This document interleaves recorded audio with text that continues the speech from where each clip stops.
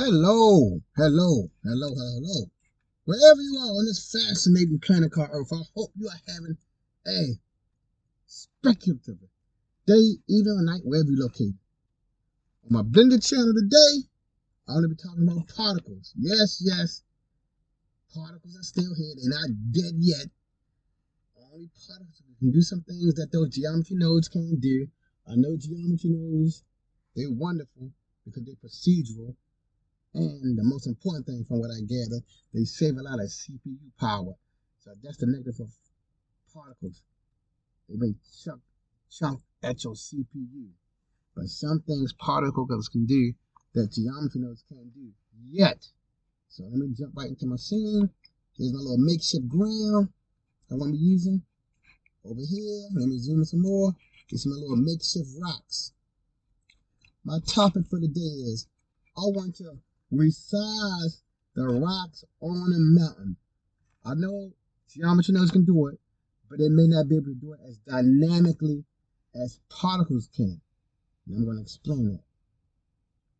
Particles, from my little research, can dynamically and with your conscious awareness alter the shape of your particles. I don't think geometry nodes can do that yet.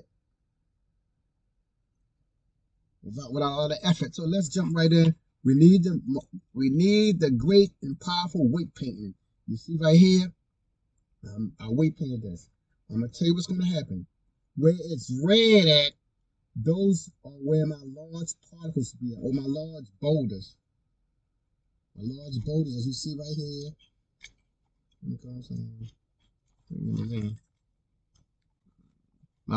It should be wherever it's red at. I'm gonna make this red right here, dark red right there. If I can, increase the strength. I want to make this dark red. You see my little boulders right here? So wherever it's dark red at, the little boulders should be large. As the colors approach blue, the size should get smaller. That's basically it. So now I can control what areas do I want large boulders to appear in, and I can control easily the area I want the small boulders to appear in, which is the blue. Large boulders in red, smaller areas in blue.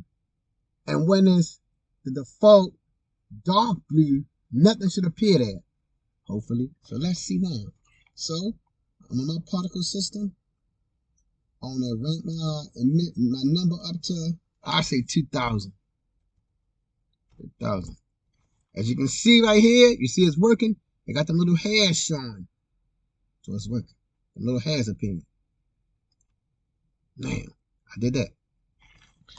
This the part that is not simple anymore. So for my new users, now we can go to a more advanced area with the particles. Now I'm going to tell you this. Wherever you see where I colored at, it made a vertex group. I'm going to click right down here to where it say object data properties, or the little green triangle. I click on that.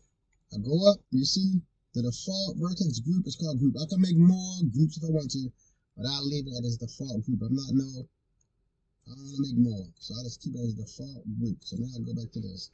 So I got 2,000 particles. And for this to work properly, I'm gonna click on emitter. We're gonna switch back and forth. You see I see them little objects there, so there's little halos there. I'm gonna go to emitter. And 2,000. I'm gonna come down to render. I'm gonna choose render as collection. And my bricks up here where it says the rocks, and my outlier is in our rocks collection. You see rock 1, or my main rock, rock 2, rock 1, etc. They're all in rocks. So I click on him at instance. I'm gonna highlight rocks. Now you can see little rocks appear, but they're little tiny. So I'm gonna increase them to 5/10. Or you can see them a little bit better now. I should take it up to the number 1 and see what happened. A 1-to-1 correspondence. So yeah, I even take it further. I flip the 2 to make it so you can see it better. Okay, good. That's a good size right there. Go back, let me get out of weight paint. Go back to this. So that's a good size. You can see it clearly. It's twice the size of my default little bricks. And they're all in the mountain unrealistically. You know, when rocks in the mountain, they don't look like this. So it's unrealistic right there. So I have in my vertex group. I'm still in my particles. Yeah, I'm in my particle mode. I have my physics to Newtonian, but you can put the physics to none because I don't want nothing to move. So if you don't want nothing to move, you might as well put the physics to none. Now I don't even have to change velocity, but I still make it 0. Because if it's set to physics set to none, it has no velocity. I still come down here to field weights. All my gravity already 0. Alright, the important part where it say vertex groups. I'm just going to be using density and length. So it's not real simple anymore. I'm going to click on density and zap. Now, but the size hasn't changed. My objects have appeared right where I have weight paint at. Where it's dark blue at, nothing appeared. Wherever I have weight paint, something appeared there. And the redder it is, oh, it's just red because I haven't changed the length yet. Now I'm going to go to the length. Nothing happened. This is why it doesn't happen. Some of these switches, like density, length, clump, kink, they need to be in hair mode. And it's not knowing something, not showing nothing. And my hair length is 0. Let me increase it to 5 and see what happens. So it has trouble switching back and forth. Emitter, hair. I'm just going to cancel it. I'm going to start it all over again and then put it in hair. So it has trouble switching back and forth from hair to emitter. Let me start the whole shaboom over again. Click. Now I'm going to click on hair. Good. Now we see the hair appearing. So keep that in mind. Emitter and hair, you can switch back and forth between them. So my emissions, I'll make it 250, 200, 2,500 this time. I would see a lot of little hair particles. And since the hair is there permanent, I don't need to worry about nothing. I know the physics, since the hair can't move, the physics should be 0. And now if that makes sense. When you have the hair particle, there is no physics. So I just go to render. Render as collection. Come down here to instance and choose my collection, which is rocks. Okay, now we see my rocks there. But they're so tiny, it's hard to see them. I want to make it to 2 like I had it before. Now, at least, so for the hair, it's gigantic. So I'll bring it down to 1. I'll put it down for 5/10. I did that earlier. See? It's still gigantic. I might bring it down to 3/10. So the hair, I'll put it to 4/10. So you can see it easy. Okay, that's nice. That's good right there. So it's just emitting hair everywhere. It don't care about the weight painting part. Now we're going to do like we did before. We will go down here where it says vertex groups. And I already explained that. I'm going to choose density group. And we see, okay, now we see something happen. But the rocks are still the same size. So, and you can't go up here, let me see. Oh, the hair doesn't even have rotation. The hair doesn't have no rotation like the emitter does. And I'm not going to go back to the emitter because it may mess up the hair particle. So emitter or hair, 0 rotation. So now we have to go to where it say length. Now I'm going to choose groups. And zap, we see that, right? You see that? The lengths have changed. Let me zoom in some more so you can see it. Whereas dark red is the normal size. You see that? Wherever it's red, it's the normal size. As I get away from red, as you can see, the particles have gotten smaller. And I'm going to go up here to render to make it, I'll put it to 0.6. So we can see even better. So as I got away from red, you see the bricks are getting smaller. I don't know if Geometry nodes can do that.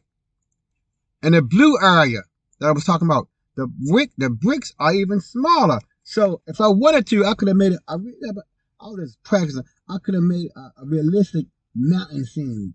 You know, in some parts of the mountain, the bricks are large. Some parts they're small. But you see right here, this even work for blades of grass. All pieces of grass are not the same size. So we see it's working. It only works. So length and maybe some of the others, because it's clump, kink. I haven't tried those yet, but they may only work with the hair. But we see clear as day, people.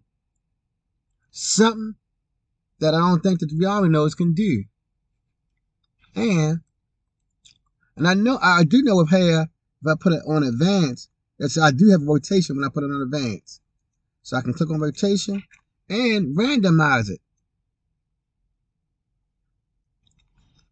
And I save. I'll save. And you can do randomize, etc. Now it's not doing too much now because I already have it pretty much set up. Let's see if it randomizes it. I'm gonna keep this area. If I go back down to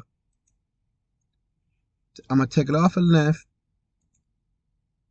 I'm gonna put it back on length. And now it may have randomized it somewhat. I wish it was sort of randomized as I move the scale.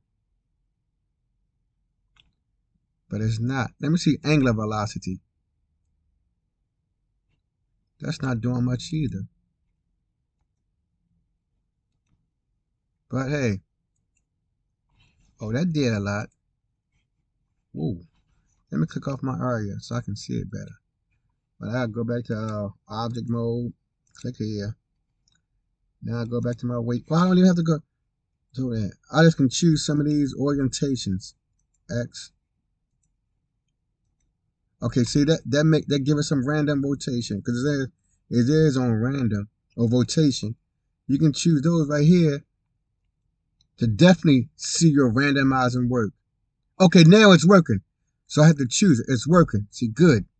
When I choose those different options, when I put it in none, no rotation. I think it was set for none. I want to choose normal tangent. Yes, it's working now. So you have to choose. I think it was set on none. And you see it's rotating. It's random. And you can choose the phase, see?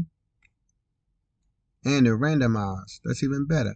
Okay, so that's good. So this was a quick demonstration, people, of how you can use the particles using the hair. You see I have my original object right here. But if you put it on hair and you choose, let me click back on my particle. You have to go all the way down. In the vertex group, if you choose length, you can get your objects to appear different sizes. And that's a big deal. That's a big deal. For grass, for rocks, for meteoroids and space meteors. Yeah. For meteors, I will have to. Oh yeah, I know how to make meteors. You just have to warp. Like I have this like right here on my little emitter. I have it warp.